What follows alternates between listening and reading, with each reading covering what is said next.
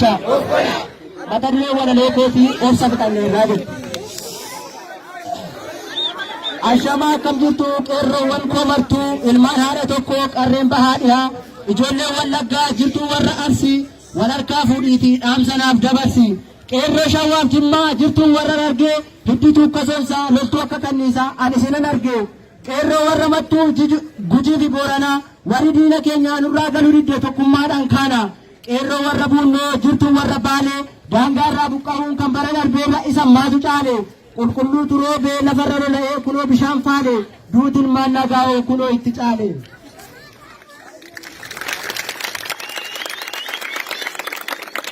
Kanaan booda garuu obsa fixanneerra ola deemtuu tokkees wareega laanneerra. Kanaan booda rabnu cirreerra firaashii nuyyuu dhaqnee lollaa nuuf kennaa kilaashii. Maaloo yaa lammaa koo maaloo yaa Abiyyi utuu sin jirtanii.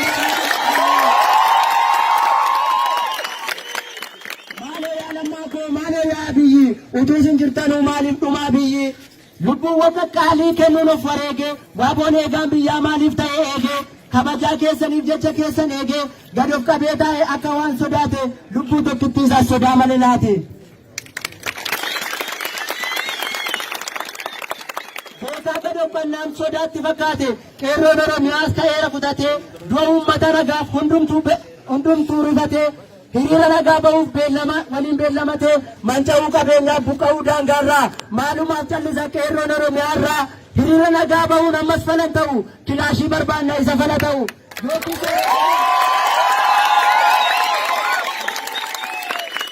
Beekaa falmachuudhaan biyya ofiif ta'u yookiis wareegamuun isaaf nyaata ta'u akka kana malee daangaan Oromiyaa yoomuu daangaan ta'u.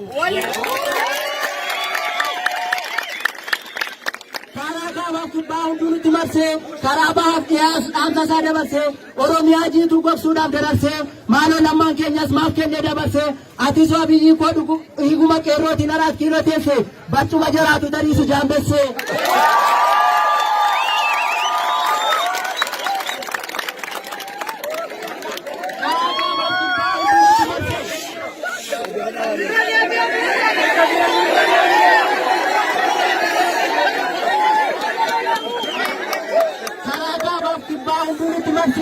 Karaba kias amsa sada berse Oromiyaa jiituu gogsuudhaaf dabarsee ati maaloo lammaan keenyas maaf kennee dabarsee ati isa Abiyyii koo dhiiguma qeerrootiin araat kiiloo teesse barcuma jaraatu dariisu jaambessee.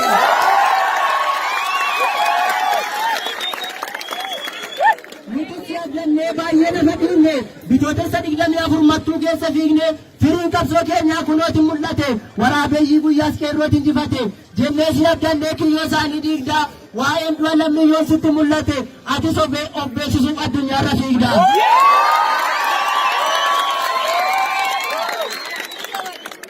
Maaloo maaliif nyaattee imaanaa barata jechuun hawaasni hunduu baay'ee si komata atis gaanfuree koo erga achi geesse duree garaa laaftaa maatti si jabeesse. Asuma Finfinnee araat kiiloo teesse dhuftee nu gaafattu maaluma dhageesse Arabaaf Jarmanii inni sitti dhiyeesse Wallagga bahaa moomaaf sirraa fageesse.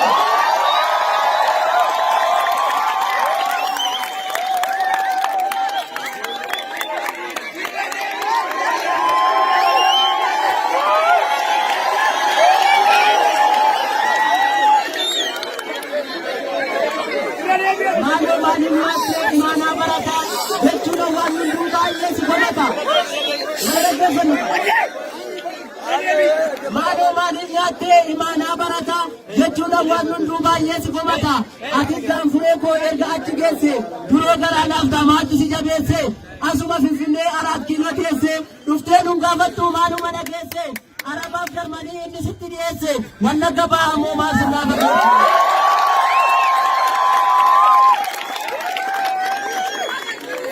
Maqaan qotiyyoo koo inni guddaan qullaa warri Beenishaangul warri deemtu qullaa hunduma barsiifnee akkaataa jireenyaa aadaan Oromootaa addunyaa fakkeenya. Maaloo yaa jarana maal ilaallee teenya poolisii Oromiyaa eebde gaachana saba keenya nu jalaa ajjeefnaan kunoo gadda teenya. Baraan rakkoo baasuun maaliif nuuf ta'e hiree qeerroowwan Oromoo tokkummaan isaa humnaa haa falmatu ta'e. bosonaa inni gaafa guddaa maqaan isaa gabarsa baay'ee si jaallannee baay'ee si abdanne Lammaan magersaa atis yaa korma koo poolisii Oromiyaaf meeshaa meeqa laattee rasaasa 30 mudhii isaatti hidhatee diina dura deema qawwee gonfatee inni nuuf qophaa'e matireesii bitate.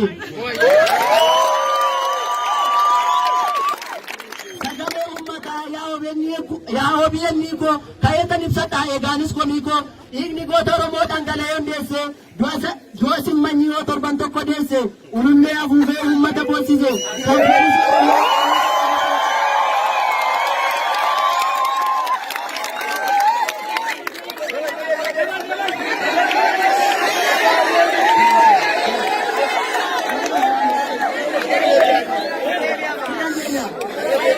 sagalee uummataa yaa OBN ko kayetan ibsata eegaanis komiko goota Oromoo dhangala'ee hundeesse du'a simmanyii torban tokko deesse ulullee afuufee uummata boonsise kan poolisii Oromiyaa eenyutu dhowwisiise.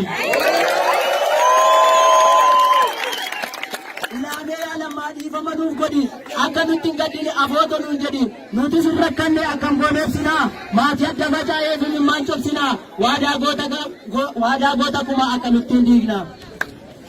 Oromiyaa bal'oo dachee magariitu warra diimaas baattee gurraachan jibbitu daangaa ishees addadha dhiigaan sararame lafee goota udamee ittiin ijaarame akkamittiin galti daangaa gumsaa morodaa eeboon baakoo fuudheen qoma isheettan hordaa.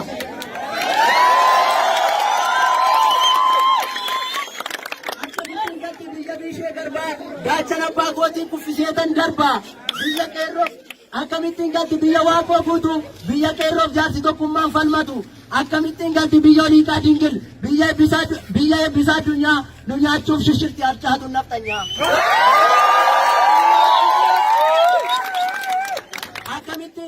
Akkamittiin galti biyya adamsaa iddoo warri qullaa deemtu warri mana godoo akkamittiin galti biyya taakkee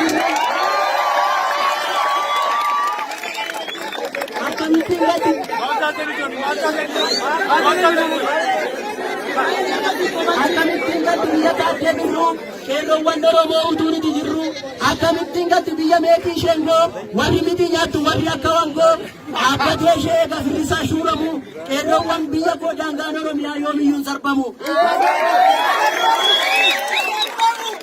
Akkamittiin galti biyya abbaa gammachiis biyya Asteer Gannoo fannisee ishee kuba qeerroon caalii shoonoo.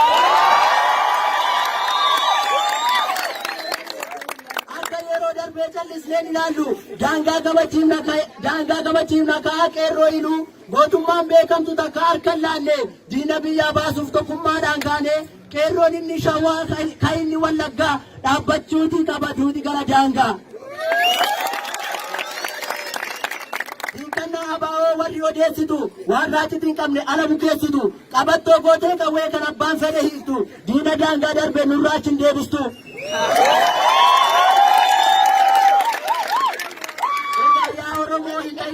Bishaan gabateerra duuti daangaa irraaf saamichi qabeenyaa kunoo jabaateera hiree mataa keetii hunduu murteeffadhu biyya kee Oromiyaa diin harkaa deeffadhu lubbuun tokkoon qabdu biyya keetiif laadhu. Boqqolloon qorraa miti sobee qorraa fakkaata Oromoon gowwaa miti sobee gowwaa fakkaata. Nagaaf kaanaan nagaadha ituu dhiibu callisa. Dubbiif kaanaan balaadha diigee qullaatti tabbisa hidda dhugaaf jaalalaa humnaan hin kukkutinaa bubbultanii gaabbitu Oromoon tuttuqinaa. Stop Oromo Liberation Front disarmament injifannoon uummata Oromoof.